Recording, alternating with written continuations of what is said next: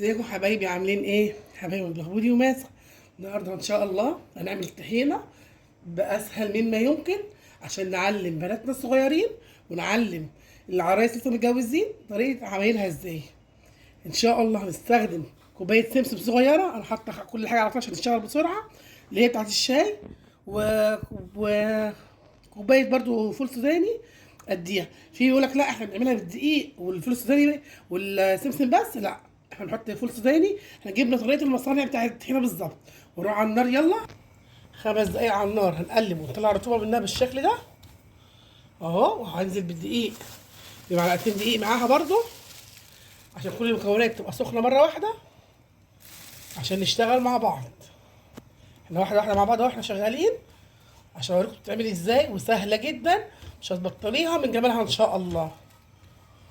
اهي 10 دقايق بس كده، 5 دقايق تقليب فيها. انا السمسم اللي جايبها متحمص، مش جايباه ابيض، عشان بس تطلع الرطوبه منها مش اكتر، وهتبقى طعمها جميل جدا ولذيذه. وطبعا هتديكي كميه. الكيلو دلوقتي ب 100 جنيه، حرام نحط 100 جنيه في الطحينه، ده مبلغ لوحده من غير اي حاجه اهو. بس نقلب كده 5 دقايق 10 دقايق اهو، طلع الرطوبه منها.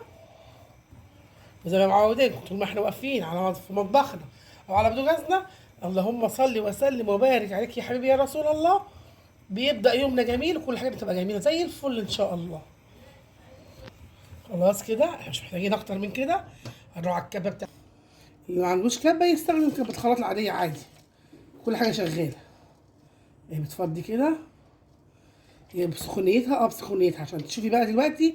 مش هتلعبك معاكي ولا طلع زيوتها ولا حاجه، لان احنا حاطين كل حاجه مكوناتها سخنه، والدقيق سخن وكل حاجه سخنه، وهنشتغل بيها ان شاء الله اسهل من ما شايفين يا حبايبي احنا شغالين. مفيش حاجه اهي، مفيش حاجه بتلزق في الجوانب.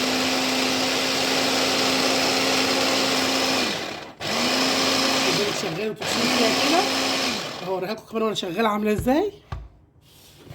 شايفين مفيش حاجه ماسكه في الجوانب ولا عامله. هنكمل ضرب فيها، ريحتها بقى تحفه اهو.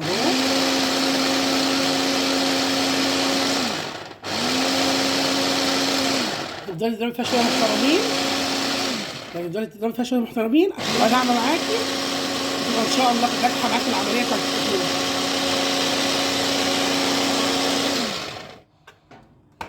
خلاص كده انا خلصت الطحينه دول، خلص كده خلصت ضرب في الكبه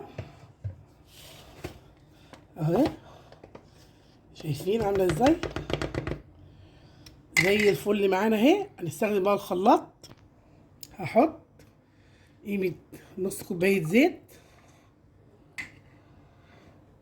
هضربها الاول في الخلاط كده عشان يعمل زي عمليه ما يضربش فيه، ما يقفش في الخلاط معانا واحنا شغالين.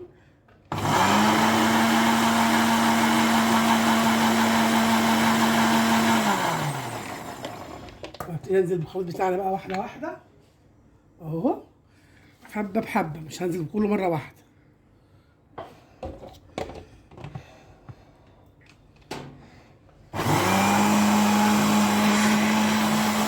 هو شغال كده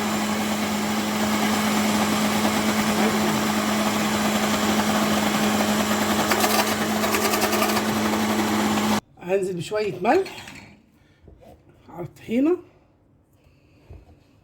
بيديها طعم حلو، بيديها زي مادة حافظة ليها اهي. كمل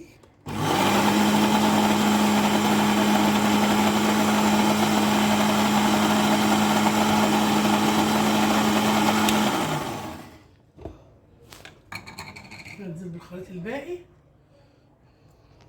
حطينا الكمية الباقية اهي، حطينا شوية زيت.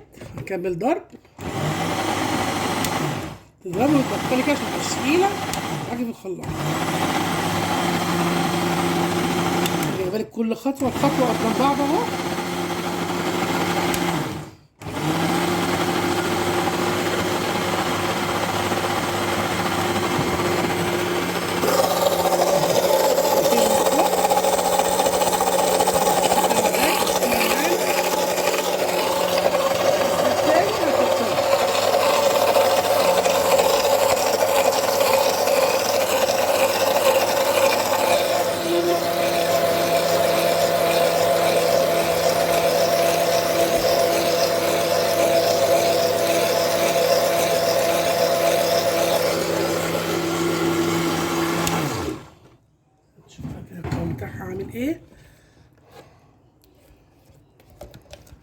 هنديها شويه كمان وتبقى زي الفل.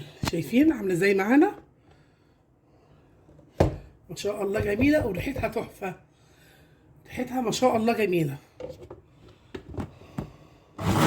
ودي بقى طحينه خام معاكي انت عاملاها في البيت زي العسل، حاجه كده بيتي وجميله جدا.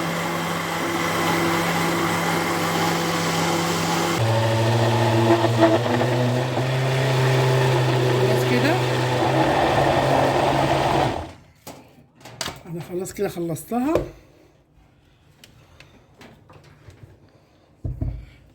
اهي. شوف الطحينه البيتي اللي انت عاملاها في بيتك، شوف جميله ازاي وقد ايه. ودي يعتبر خام، اللي انت عاملاها دي خام ما شاء الله عليها اهي. دي الطحينه بتاعتنا النهارده. قولوا لنا ايه رايكم فيها، ما تنسوش اللايك والشير وتفعلوا الجرس. والسلام عليكم ورحمه الله وبركاته.